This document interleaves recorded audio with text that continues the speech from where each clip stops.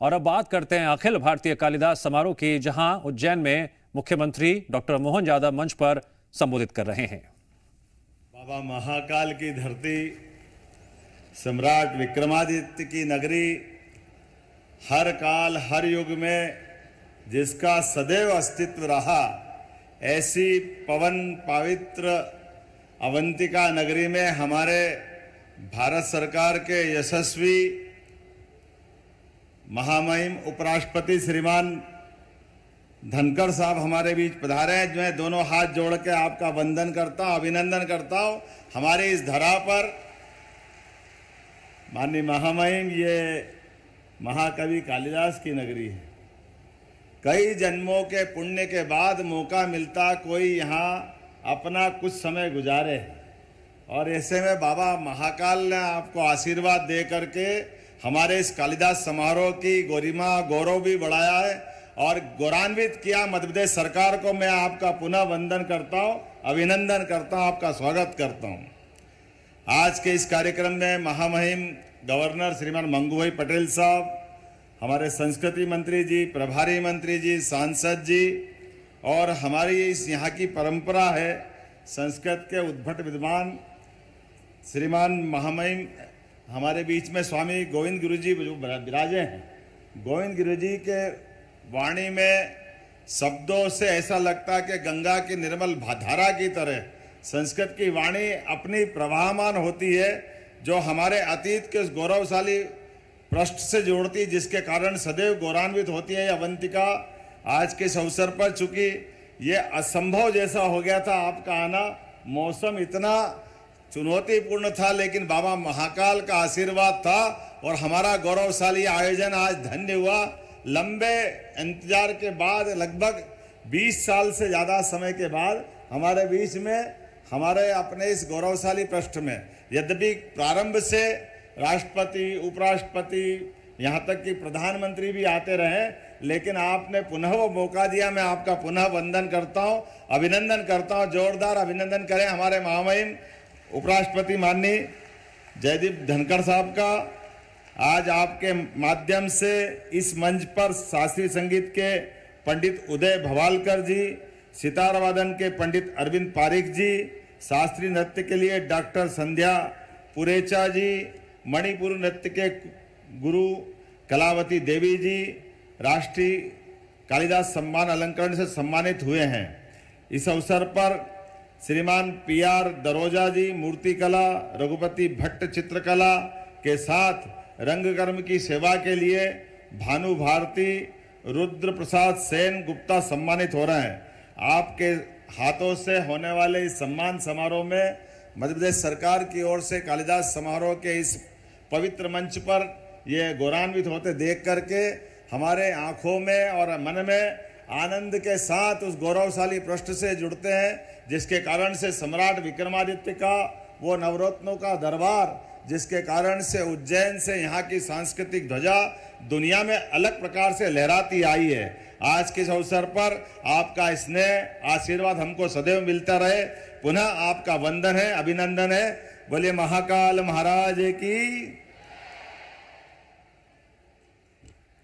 हार्दिक धन्यवाद माननीय मुख्यमंत्री महोदय।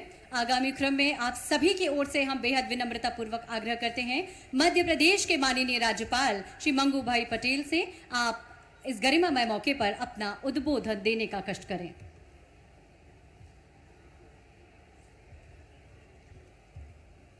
बोलिए महाकाल भगवान की। अखिल भारतीय कालिदास समारोह में अपने बीच उपस्थित माननीय उपराष्ट्रपति महोदय श्री जगदीप जी धनखड़ जी, यशस्वी मुख्यमंत्री श्री मोहन यादव जी, सभी मंत्रीगण, सांसदगण, सांसद श्री, विधायकगण, राम जन्मभूमि तीर्थ क्षेत्र के अयोध्या से पधारे स्वामी गोविंद देवगिरी जी, उपस्थित महानुभाव, भाई और बहनों, प्यारे बच्चों, मीडिया के मित्रों, पुण्य सलिता और मोक्षदायिनी शिप्रा की पावन स्थली आध्यात्मिक चेतना के केंद्र महाकाल की नगरी में माननीय उपराष्ट्रपति श्री जगदीश जी धनखड़, आपके आगमन से हम सब प्रदेशवासी हर्ष और गर्व का अनुभव कर रहे हैं। उपराष्ट्रपति महोदय, आपकी गरिमामय उपस्थिति में 66वें अखिल भारतीय कालिदास समारोह को जो भव्यता प्रदान की है, उसके लिए प्रदेश की जनता की ओर से आपका हार्दिक अभिनंदन और वंदन करता हूं। अखिल भारतीय कालिदास समारोह में एकत्रित आदरणीय अतिथियों, महानुभावों, अलंकृत विद्वानों और कलाकारों सहित सभी का हार्दिक स्वागत करता हूं। समारोह का आयोजन महाकवि कालिदास की महान साहित्यिक विरासत को सम्मानित करते भारतीय संस्कृति स्वामी परंपरा को वैश्विक स्तर पर प्रस्तुत करने का सार्थक प्रयास है। आगे हमको महोदय उपराष्ट्रपति को सुनना है, मेरे को ज्यादा बोलना नहीं है। अखिल भारतीय कालिदास समारोह में आयोजन के लिए आयोजकों, प्रदेश सरकार और प्रशासन टीम को बधाई देते हुए आशा करता हूं कि अपने को ये कार्यक्रम में बहुत सालों के बाद उपराष्ट्रपति जो यहाँ पधारे हैं, उनका हृदय से स्वागत करके मैं मेरी बात पूरी करता हूं। आभार। भारत माता की जय। हार्दिक धन्यवाद माननीय राज्यपाल महोदय। और अब हम आप सबकी ओर से आग्रह करते हैं भारत के माननीय उपराष्ट्रपति महोदय से आज के इस गरिमामय आयोजन में हम सभी को संबोधित करें।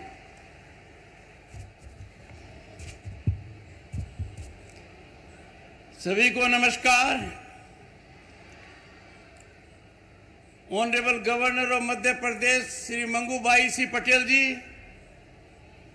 अपने आप में जो कहते हैं ऊर्जा का संचार कर देते हैं। मेरे लिए आज इन्होंने भाषण कम समय में किया है। Honourable chief minister of Madhya Pradesh doctor Mohan Yadav, आपको परम सौभाग्य मिला है प्रथम सेवक होने का उस प्रांत का जहां महाकाल है, जहां कालिदास हुए। Shri Dharmendra Singh Lodhi ji, Shri Gautam Tetwal ji, honourable ministers, Shri Anil Firojia ji, honourable member of parliament, Swami Govind Dev Giri ji, प्रणाम। सभी विजेतागण को मैं हार्दिक धन्यवाद देता हूं। जय महाकाल। माननीय मंचासीन अतिथि, विद्वंजनों और सम्मानित अतिथिगण, उज्जैन में महाकाल की उपस्थिति का अपना एक दिव्य अनुभव है। यह शंकर की स्थली है, यहाँ आशुतोष का आनंद है, यह महादेव का वेग है, यहाँ उमापति का प्रेम है। ऐसी पावन धरा सतपुरियों में से एक धर्म नगरी उज्जैन को मेरा कोटि कोटि वंदन। इस पौराणिक, धार्मिक, आध्यात्मिक और ऐतिहासिक नगरी महाकवि कालिदास की कर्म भूमि में आज इस पावन अवसर के हर पल को मैं जीवन भर यादगार रखूंगा। मेरे लिए यह अविस्मरणीय और सदा स्मरणीय गौरव का पल रहेगा। ये वही धरा है जहां सांदीपनी आश्रम में भगवान श्री कृष्ण ने अपनी शिक्षा दीक्षा ग्रहण की थी। कवि कालिदास को आकर यहां ज्ञान की प्राप्ति हुई और भर्तृहरि को ज्ञान का प्रकाश मिला।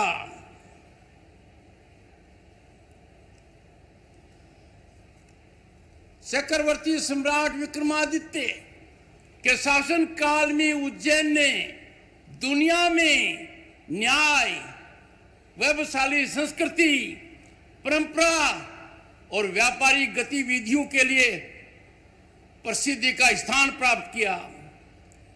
सम्राट विक्रमादित्य की इस नगरी में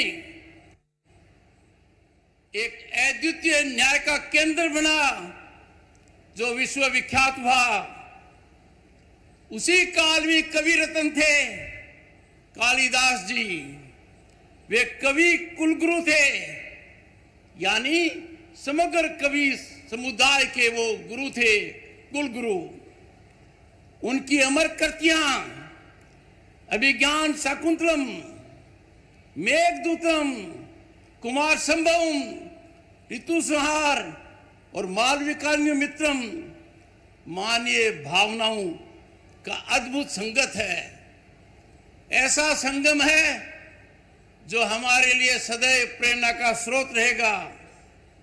इन रचनाओं में आप देखेंगे मानव और प्रकृति के बीच एक अटूट रिश्ता, प्रेम की पवित्रता, जीवन का सात्विक सत्य, ये सब चित्रण इनमें मिलता है।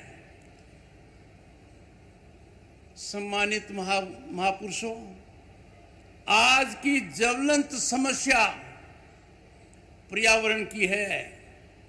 इसकी ओर हमारा ध्यान महाकवि कालिदास की रचनाओं से मिलता है। उनसे हमें बोध होता है कि पर्यावरण संरक्षण और सर्जन हमारे अस्तित्व के लिए अहम है।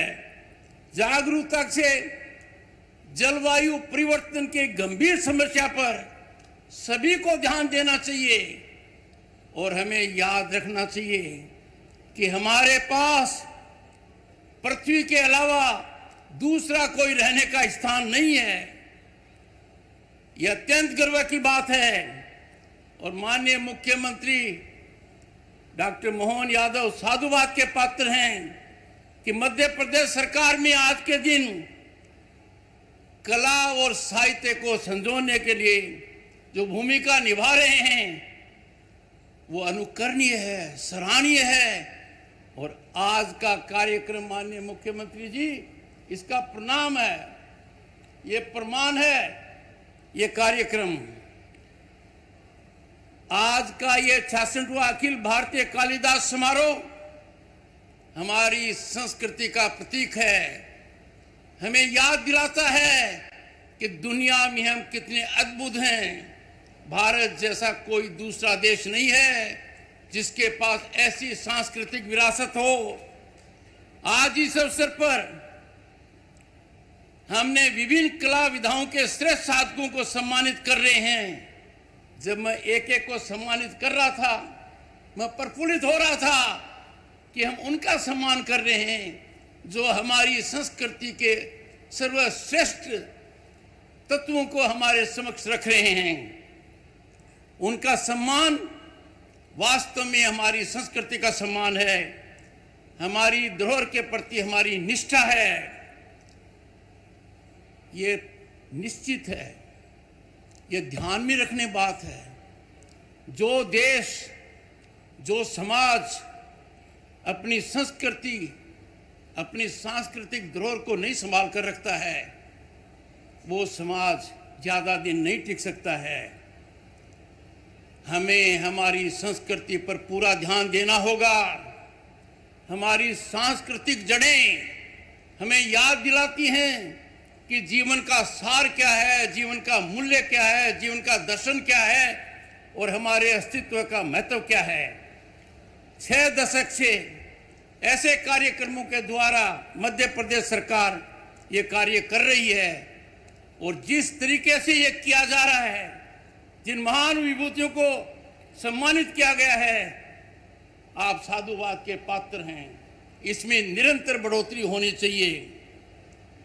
भाइयों और बहनों, कोई भी समाज, कोई भी देश इस आधार पर नहीं चल सकता कि हम अधिकारों पर जोर दें।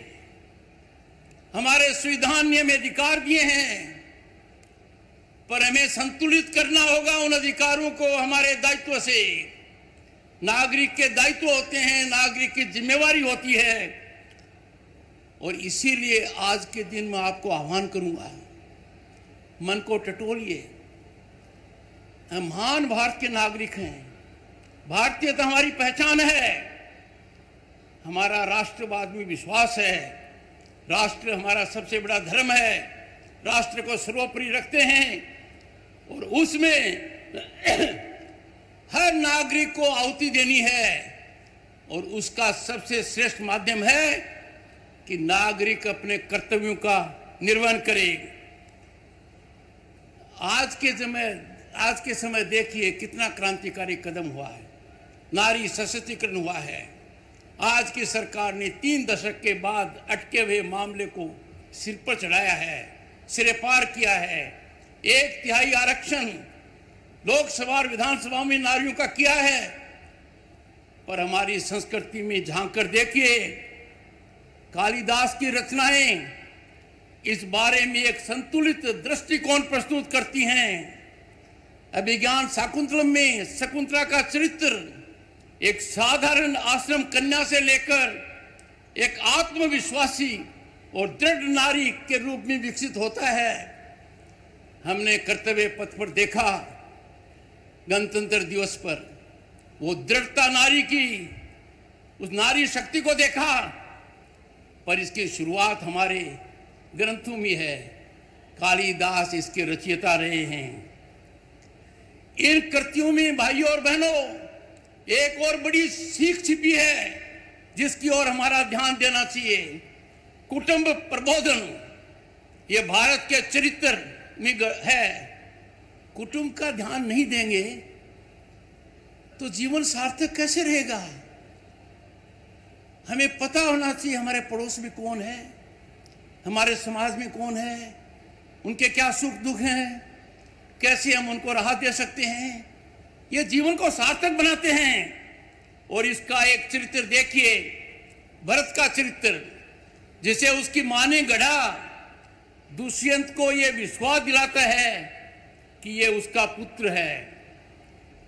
भाइयों और बहनों, आज हम ऐसे समय में रह रहे हैं जो भारत उन्नति की ओर है। आर्थिक प्रगति अकल्पनीय है, दुनिया में सराह रही है। हमारी अर्थव्यवस्था नए मापदंड हासिल कर रही है। दुनिया में लोहा जो आज भारत का है कभी पहले नहीं रहा।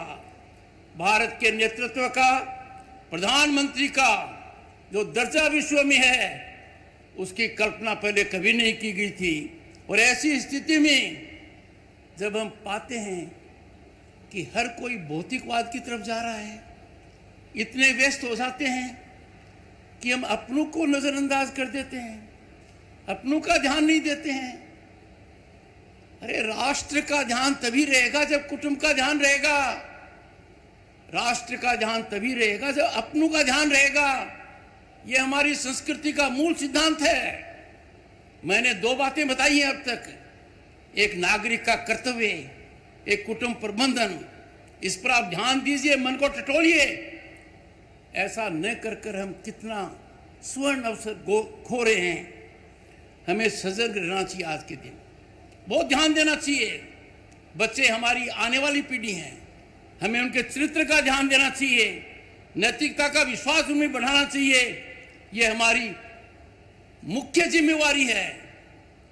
बहुत अच्छा है हम कल्पना करें, आकांक्षा रखें, बच्चा डॉक्टर बने, इंजीनियर बने, अफसर बने, उद्योगपति बने। पर सबसे ज्यादा जरूरी है कि बच्चा अच्छा नागरिक बने। वो नागरिक के महत्व को समझे, नागरिक के कर्तव्य को समझे। और इसी से एक चीज उत्पन्न होगी जिसकी भारत में सख्त आवश्यकता है आज के दिन, जिसको जगह जगह से चुनौतियां दी जा रही हैं। सामाजिक समरसता। भारत हमेशा सामाजिक समरसता, विश्व शांति और सबके कल्याण को दृष्टि में रखता है। हम उस देश के वासी हैं जिसने वासुदेव कुटुंबकम को अपनाया नहीं, दुनिया के सामने सार्थक प्रयोग रखा है। हमने दुनिया को योग दिया, ये विद्या हमने दी, क्योंकि हम सबकी सोचते हैं। मेघदूत प्राकृतिक सौंदर्य का अद्भुत नजारा दिखाता है, पर मेघदूत हमें यह भी दिखाता है इस प्रकृति के साथ खिलवाड़ मत करो। इस प्रकृति को सर्जन करना हमारा काम है। यदि अगर हम प्रकृति की ओर ध्यान नहीं देंगे तो पहले कह चुका हूं, हमारे पास रहने के लिए दूसरी पृथ्वी नहीं है। और प्रकृति का ध्यान देने की शुरुआत प्रधानमंत्री जी ने अपने एक नारे से की थी, जो मैं आह्वान करूंगा कि हर व्यक्ति को करना चाहिए। मां के नाम एक पेड़। संपूर्ण भारत के वासी यदि अगर मां के नाम एक पेड़ लगाते हैं, उसका सर्जन करते हैं, संरक्षण करते हैं, तो वैसी क्रांति आएगी जैसी क्रांति हमने सफाई के मामले में हासिल की है। मैं बहुत बड़ा संतोष व्यक्त करता हूं माननीय मुख्यमंत्री जी कि हमारी धरोहर का संरक्षण करने के अंदर हम तकनीकी को अपना रहे हैं। राष्ट्रीय डिजिटल पुस्तकालय की स्थापना हमारे लिए बहुत कारगर साबित हो रही है। और तकनीकी के मामले में क्या कहें, दुनिया की सबसे बड़ी संस्थाएं इस बात से अचंभित हैं कि भारत में तकनीकी की वजह से आम आदमी का जीवन कितना सुलभ हो रहा है। आज के दिन 10 करोड़ से ज्यादा किसान, मैं उस परिवार से आता हूं, साल में 3 बार पैसा सीधा बिना बिचौलिए के, बिना इंटरफेस के प्राप्त करते हैं। When it comes to digital transactions, Bharat commands more than 50% of such transactions। और पर कैपिटा इंटरनेट कंजम्पशन देश का अमेरिका और चाइना को मिलाकर भी ज्यादा है। आज के दिन भारत एक ऐसा वातावरण प्रस्तुत करता है जहां हर व्यक्ति को एक मौका है, अवसर है कि वो अपनी प्रतिभा चमका सके, क्योंकि सबको समान अधिकार हैं, कोई एक दूसरे से बड़ा नहीं है। कानून का शिकंजा सबके पहुंचता है। जो कहते थे पहले कानून से हम ऊपर हैं, वो कानून के शिकंजे में हैं। आज के दिन इस पावन भूमि पर, इस पावन पर्व के ऊपर मैं आपसे आह्वान करता हूं, हमेशा राष्ट्र को सर्वोपरि रखें। हमारा राष्ट्र महान बनेगा, विकसित राष्ट्र बनेगा 2047 में। उसके लिए एक बहुत बड़ा हवन देश में हो रहा है। उस हवन कांड में हर किसी को आहुति देनी है। उस आहुति देने में कभी कमी नहीं करें। 2047 में पूर्ण आहुति होगी और निश्चित रूप से भारत दुनिया का सिरमौर होगा। मैं यही कहूंगा अंत में, शरीर नश्वर है परंतु कीर्ति सदैव अमर रहती है। ये वाक्य मेरे नहीं हैं, ये महाकवि कालिदास के हैं। ये हमारे जीवन दर्शन का मूल आधार होना चाहिए।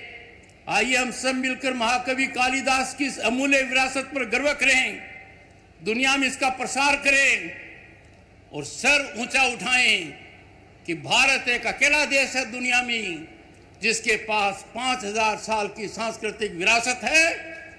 और दुनिया के बड़े देश जहां साधारण गति से प्रगति कर रहे हैं, भारत की प्रगति सबसे ज्यादा है। आपको बहुत बहुत शुभकामनाएं। मैं आपके मुख्यमंत्री को धन्यवाद प्रसिद्ध करना चाहता हूं कि उन्होंने मुझे इस मौके का फायदा उठाने का सुअवसर दिया। यहां पर आना मेरी आत्मा पर असर डालता है। यहां से मैं एक ऐसी ऊर्जा लेकर जा रहा हूं, ऐसी शक्ति लेकर जा रहा हूं कि भारत मां की सेवा करने में कोई कमी नहीं रखूं। जय महाकाल, जय महाकाल, जय महाकाल।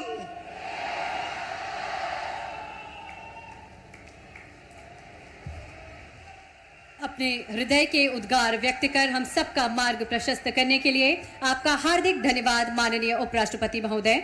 आदरणीय देवीम सज्जनों, आप सभी से आग्रह अपने स्थान पर खड़े हो जाएं राष्ट्रगान के लिए। राष्ट्रगान।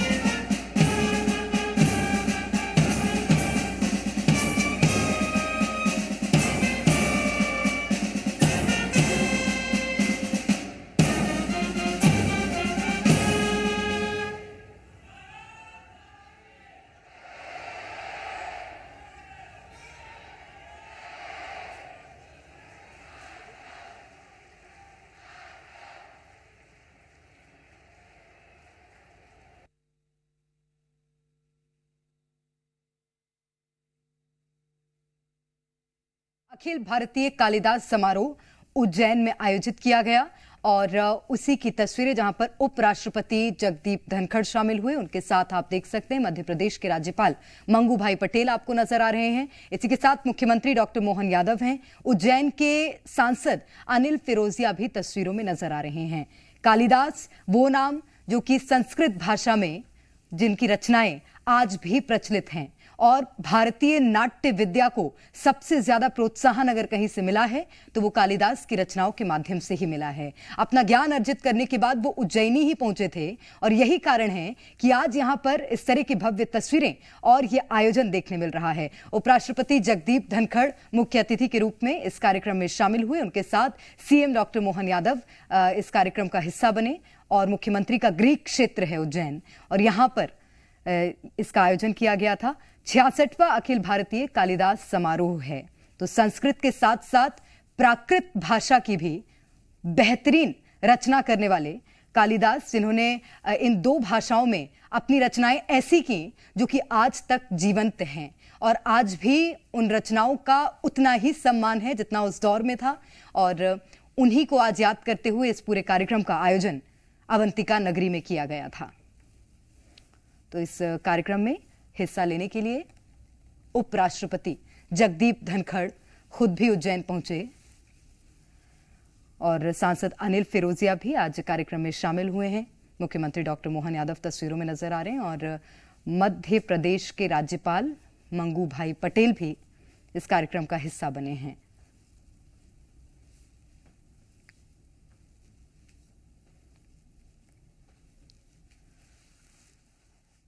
तो ये तस्वीरें हम आपको लगातार दिखा रहे हैं। कालिदास संस्कृत एकेडमी में इस पूरे कार्यक्रम का आयोजन किया गया था और कार्यक्रम से पहले भारतीय संस्कृति को ध्यान में रखते हुए दीपोत्सव किया गया और दीप प्रज्वलन के साथ ही इस कार्यक्रम का आरंभ उपराष्ट्रपति ने किया था और आज मुख्य अतिथि के रूप में उपराष्ट्रपति यहां पर शामिल हुए और उन्होंने संबोधन भी दिया। मुख्यमंत्री डॉक्टर मोहन यादव ने भी यहां पर जो लोग पहुंचे हुए थे और मध्य प्रदेश की जनता को संबोधित किया था। और ये तस्वीर आप देखिए, कालिदास की तस्वीर पर माल्यार्पण और पुष्पांजलि देते हुए मुख्यमंत्री, उपराष्ट्रपति और राज्यपाल नजर आए। तो आज उपराष्ट्रपति जगदीप धनखड़ ने जो संबोधन दिया उसमें कालिदास की रचनाओं के साथ साथ कई महत्वपूर्ण बातों का जिक्र उपराष्ट्रपति की ओर से भी किया गया और खुद सीएम डॉक्टर मोहन यादव ने भी कालिदास के अभूतपूर्व योगदान को भारतीय नाट्य में और भारतीय काव्य शैली में याद किया।